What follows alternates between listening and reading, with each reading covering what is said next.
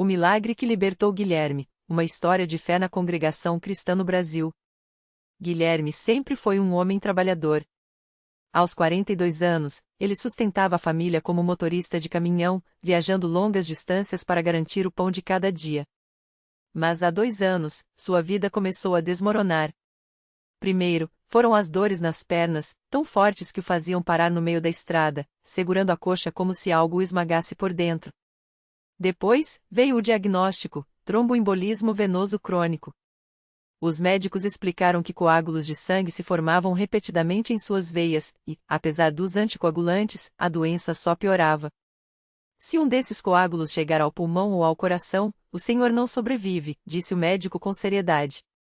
Guilherme ouviu aquelas palavras como uma sentença.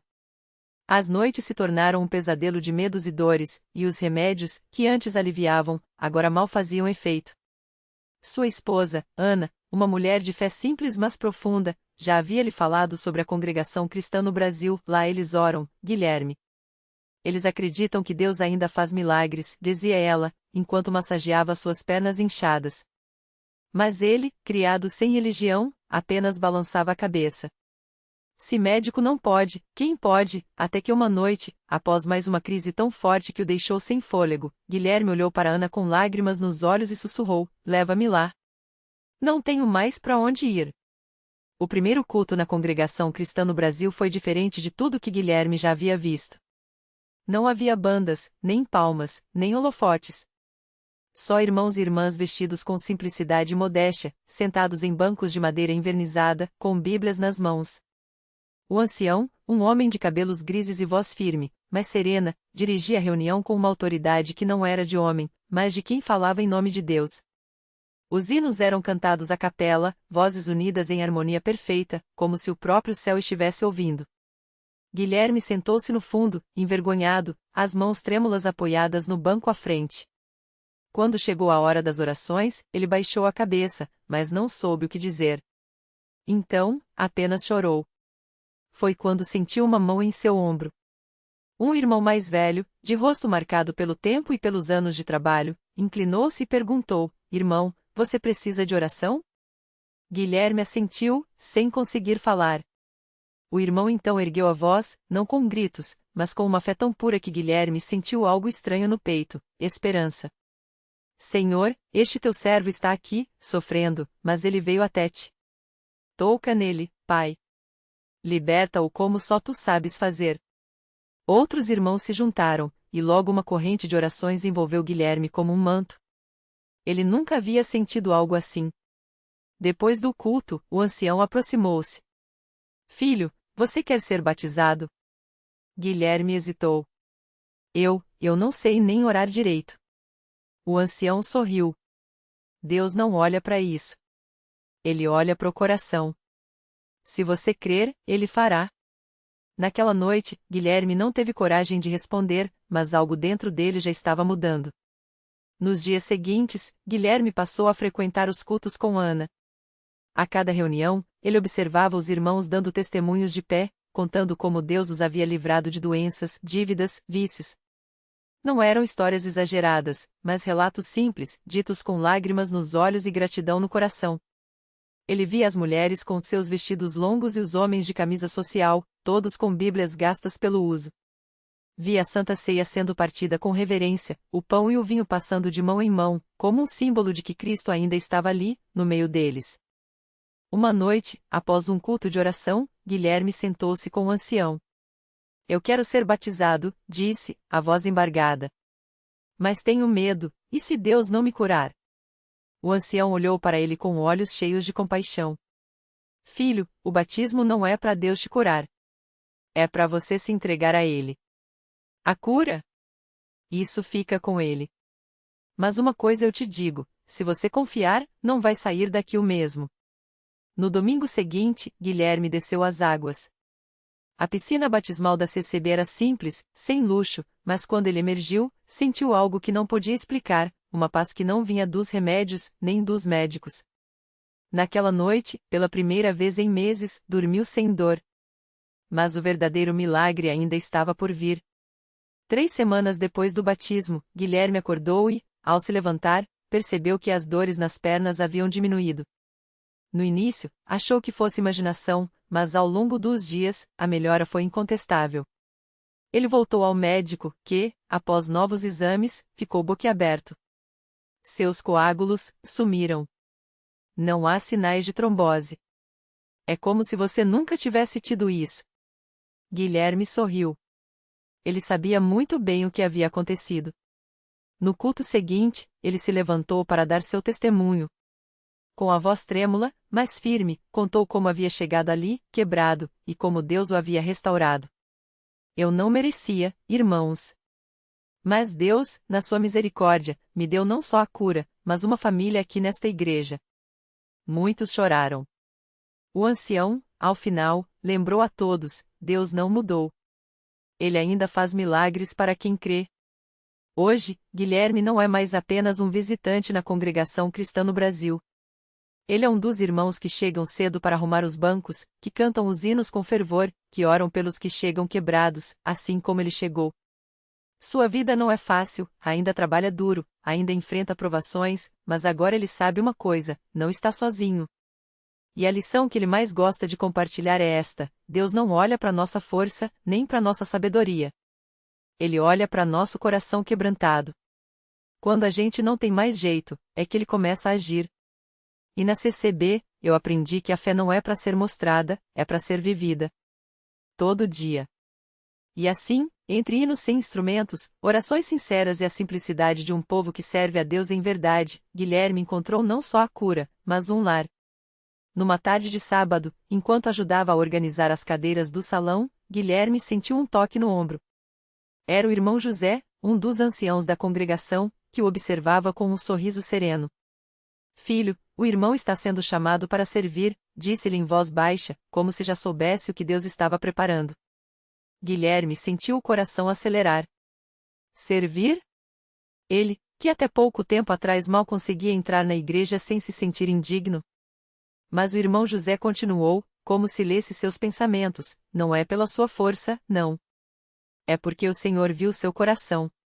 Você já passou pelo fogo e sabe o que é ser tirado das cinzas. Agora é hora de estender a mão para outros que estão onde você já esteve. E assim, sem alarde, Guilherme começou a participar das visitas aos enfermos e necessitados. Não com palavras bonitas ou sermões preparados, mas com sua própria história. Ele visitava hospitais, casas humildes, até mesmo a prisão onde um dia esteve. E em cada lugar, repetia o que havia vivido: Deus não desiste da gente. Mesmo quando a gente desiste de si mesmo. Foi numa dessas visitas que ele conheceu o jovem Lucas, um rapaz de 19 anos envolvido com drogas, com os olhos vazios e as mãos trêmulas. Ao ver Guilherme, Lucas cuspiu no chão e virou o rosto. Não quero ouvir pregação, não, resmungou. Guilherme não se abalou. Sentou-se ao seu lado no muro sujo da periferia e disse apenas: eu também não queria. Mas um dia, um homem veio me visitar na cadeia. Não me deu dinheiro, não me prometeu nada.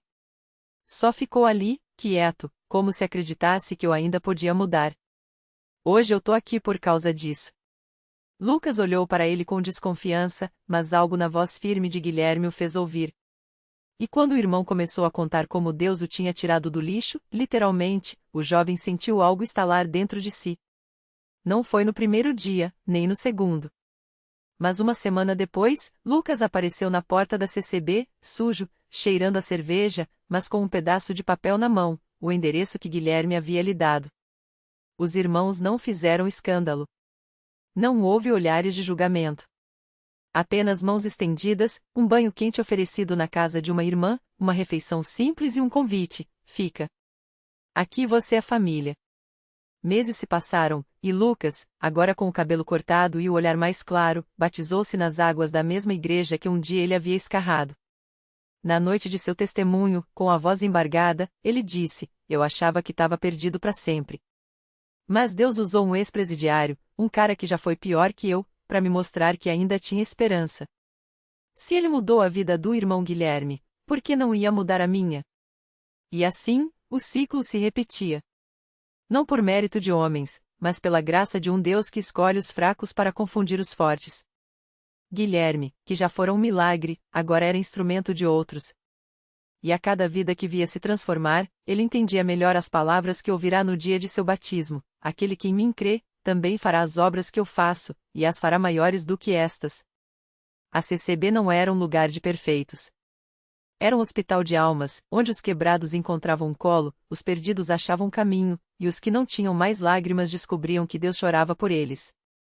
E Guilherme, com suas mãos calejadas e seu passado marcado, era a prova viva de que a misericórdia não tem limites. Agora, quando ele canta os hinos sem acompanhamento de instrumentos, quando ajoelha-se em oração pelos que ainda estão nas trevas, seu coração transborda de uma certeza: o maior milagre não foi ter sido salvo. Foi ter sido escolhido para salvar. Não pela sua força, mas pela força daquele que o ergueu da lama e o fez andar sobre pedras firmes. E a história continua. Porque onde há um coração quebrantado, Deus está agindo. E onde há um irmão disposto a estender a mão, o impossível se torna real.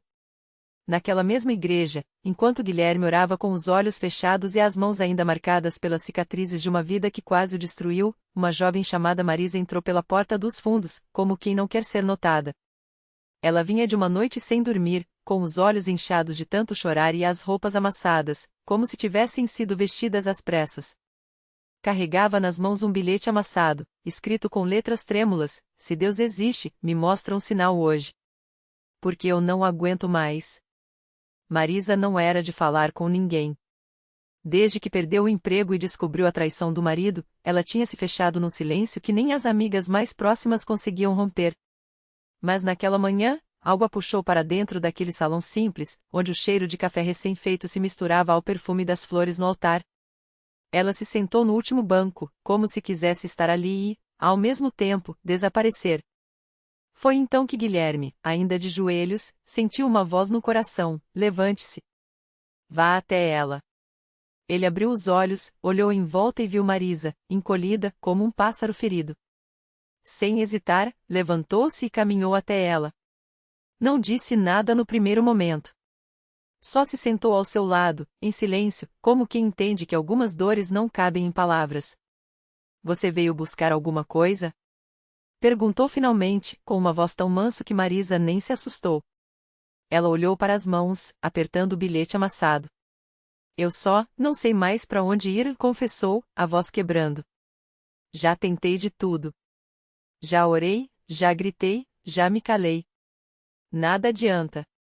Guilherme sorriu de um jeito que só quem já esteve no fundo do poço consegue sorrir. Eu também achei que Deus não me ouvia. Até o dia que ele me mostrou que não era surdo, era eu que estava olhando pro lugar errado. Marisa levantou os olhos, curiosidade misturada com desespero. O que você quer dizer? Guilherme esticou a mão e, com cuidado, abriu a palma dela. Colocou ali uma pequena pedra lisa, daquelas que se encontra no fundo dos rios. Essa pedra era igual a minha há alguns anos. Durona, fechada, cheia de arestas. Mas quando você deixa a água correr sobre ela, dia após dia, ela vai ficando diferente. Não porque ela força, mas porque há algo maior que ela vai moldando. Marisa segurou a pedra, sentindo seu peso pequeno, mas real. E como eu faço para deixar a água me moldar? Guilherme apontou para o altar, onde alguns irmãos já começavam a se reunir para a oração da manhã. Você vem. Não uma vez. Não duas. Você vem até doer. Até não ter mais forças para fugir. Porque é aqui, nesse chão, que a gente aprende a soltar o que a gente não consegue carregar sozinho. Marisa olhou para os rostos daqueles que oravam. Não eram pessoas de vidas perfeitas. Alguns tinham olheiras, outros vestiam roupas remendadas, outros ainda carregavam no olhar a sombra de batalhas que só Deus conhecia. Mas havia algo neles que ela não via em mais nenhum lugar, uma paz que não fazia sentido. E se eu não conseguir? Ela sussurrou, com medo da resposta. Guilherme segurou sua mão com firmeza. Você não precisa conseguir. Só precisa deixar ele te segurar. Naquele momento, como se fosse um sinal, uma irmã se aproximou com um copo de água fresca e um pão. Não falou nada, só sorriu e deixou no banco ao lado de Marisa. Era pouco. Era tudo. E assim, sem que ela percebesse, Marisa começou a chorar. Não eram lágrimas de dor, dessa vez. Eram lágrimas de algo que ela não sabia nomear, mas que parecia muito com esperança. Porque ali, entre aquelas paredes simples, ela estava descobrindo o que Guilherme já sabia, que milagres não são só curas instantâneas ou vozes do céu. Às vezes, o milagre é um irmão que senta ao seu lado sem julgar. Uma pedra lisa que conta uma história de transformação. Um copo de água quando a sede é de alma. E a história de Marisa estava só começando. Porque quando Deus começa a agir, ele não para no meio do caminho. Ele vai até o fim. E o fim dele é sempre vida. Marisa voltou para casa naquela noite com o coração mais leve, mas ainda cheio de dúvidas. O peso da solidão e das escolhas erradas ainda doía, mas agora havia algo novo dentro dela, uma centelha que não deixava apagar. Quando chegou em seu pequeno apartamento, abriu a Bíblia que havia ganhado na igreja e, sem saber por onde começar, deixou os dedos deslizarem pelas páginas finas até pararem em Salmos 34, 18. Perto está o Senhor dos que tem o coração quebrantado e salva-os de espírito abatido. Aqueles versos foram como um abraço. Ela chorou de novo, mas dessa vez sentindo que não estava mais sozinha. Naquela mesma hora, resolveu que voltaria à igreja no domingo seguinte. E assim fez. Chegou cedo, sentou-se nos fundos como da primeira vez, mas agora com os olhos mais atentos. Durante o culto, o pastor falou sobre perdão e renovação, e cada palavra parecia dirigida especialmente a ela. Quando o coro começou a cantar a Deus de promessas, não falha jamais, Marisa sentiu algo dentro dela se quebrar de vez, não de dor, mas de entrega. Foi então que, sem planejar, ela se levantou e caminhou até o altar. Não disse nada, apenas ajoelhou-se e chorou. E ali, entre lágrimas e orações silenciosas, sentiu uma paz que não vinha de circunstâncias, mas de algo muito maior. Uma irmã se aproximou, colocou a mão em seu ombro e orou por ela em voz baixa. Não eram palavras bonitas ou cheias de teologia, eram palavras de mãe, de quem já tinha sido quebrada e reconstruída pelas mãos de Deus. Nos dias que seguiram, Marisa começou a frequentar os cultos com mais assiduidade. Conheceu a irmã Clara, uma senhora de mãos calejadas que trabalhava na cozinha da igreja e sempre tinha um café quente e um conselho sábio para dar. Filha, Deus não muda o passado, mas Ele transforma o futuro. E o futuro começa hoje, aqui, com você dizendo o sim para Ele, disse certa vez, enquanto servia um pedaço de bolo caseiro. Pouco a pouco, Marisa foi se envolvendo. Primeiro, ajudando a arrumar as cadeiras depois dos cultos. Depois, participando dos grupos de oração. Até que um dia, o pastor a convidou para dar seu testemunho na reunião de senhoras. Ela hesitou, mas lembrava das palavras de Clara: Deus não escolhe os capacitados, capacita os escolhidos. Na noite do testemunho, Marisa subiu ao pequeno púlpito com as mãos trêmulas e o coração acelerado. Olhou para aquelas mulheres, algumas com sorrisos encorajadores, outras com lágrimas nos olhos, como se já soubessem o que ela ia dizer, e começou a falar. Não foram palavras ensaiadas, mas a história simples de uma mulher que pensou que estava perdida, até encontrar um lugar onde o amor não tinha condições. Quando terminou, uma das irmãs se levantou e disse: Marisa, você não sabe, mas sua história é a minha também. Só que eu não tive coragem de voltar. Você me deu esperança hoje. E foi assim, sem perceber, que Marisa entrou na corrente do milagre. Ela que havia sido alcançada, agora estava alcançando outros. Os meses passaram, e as transformações foram além do que ela poderia imaginar. O vício que a aprisionava por anos perdeu a força. As noites de insônia deram lugar a manhãs de oração. E o vazio que carregava foi sendo preenchido por um propósito: servir. Certa tarde, enquanto ajudava a distribuir cestas básicas para famílias carentes, Marisa reconheceu nos olhos de uma mãe solitária o mesmo desespero que já teve. Sem pensar duas vezes, colocou a mão no ombro dela e disse: Eu sei como você se sente. Mas tem um lugar onde você vai encontrar paz. Vamos juntas? Aquela mulher aceitou o convite. E assim, como uma pedra jogada na água, os círculos do milagre foram se alastrando. Hoje, quando olha para trás, Marisa não vê mais a mulher quebrada que entrou naquela igreja pela primeira vez. Vê uma filha de Deus, restaurada, cheia de sonhos e com as mãos estendidas para quem ainda está no caminho. Porque na congregação cristã no Brasil, ela não só encontrou fé e encontrou família. E descobriu que milagres, às vezes, começam com um simples avenha e um copo de água fresca. Aquela noite, enquanto Marisa e a mulher, que se chamava Ana, sentavam-se nos bancos de madeira da igreja, algo mudou no ar. Não era só o cheiro de café recém-coado que vinha da cozinha dos irmãos, nem o som suave dos hinos sendo entoados pelos fiéis. Era como se uma presença invisível envolvesse os corações, acalmando as dores que elas carregavam há tanto tempo. Ana, com as mãos trêmulas, seguiu Marisa até a frente, onde o irmão que presidia a reunião estendeu a Bíblia e leu: "Vinde a mim, todos os que estáis cansados e oprimidos, e eu vos aliviarei." Ela não entendia muito, mas aquelas palavras caíram dentro dela como água em terra seca. Quando os irmãos oraram, Ana sentiu algo que nunca tinha sentido antes, um alívio que não vinha de remédios, nem de promessas humanas, mas de algo maior. Nos dias seguintes, Marisa não a deixou sozinha. Levou-a às reuniões, apresentou-a às irmãs que faziam trabalhos manuais juntas, ensinou-a a costurar para ajudar nas arrecadações da igreja. Ana, que antes mal conseguia olhar nos olhos das pessoas, começou a sorrir. Seus filhos, que antes pediam pão nas portas dos outros, agora tinham comida em casa, e mais, tinham esperança. Mas o maior milagre ainda estava por vir. Certo domingo, durante o culto, Ana sentiu um calor no peito, como se uma mão a puxasse para frente. Sem entender direito por quê, ela se levantou e, com lágrimas nos olhos, pediu para ser batizada.